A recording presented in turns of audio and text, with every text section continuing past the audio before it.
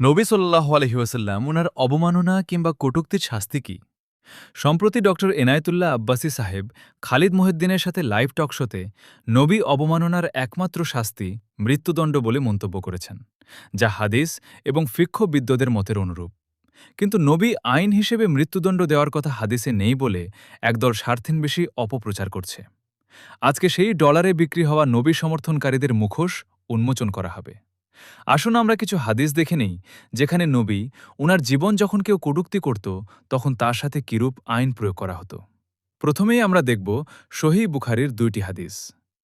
কাব ইবনে আল আশরাফের ঘটনা। আপনারা স্ক্রিনে দেখতে পাচ্ছেন সহিহ বুখারীর হাদিস নম্বর ৩০৩২।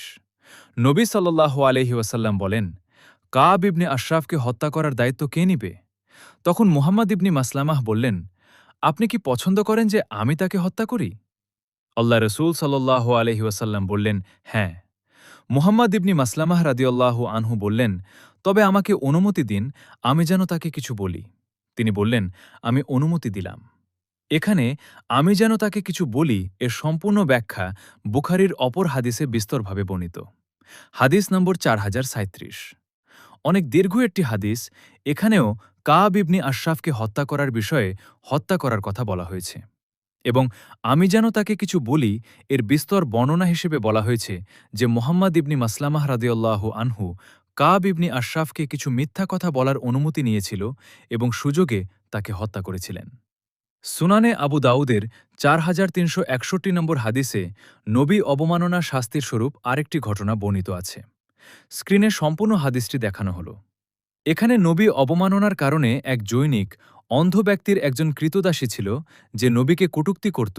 তখন জৈনিক ব্যক্তি তার কৃতদাসীকে হত্যা করে এবং নবী সাল্লাল্লাহু আলাইহি ওয়াসাল্লাম স্পষ্ট করলেন যে দাসীর রক্ত বৃথা গেল, অর্থাৎ হত্যা করাটাই বৈধ।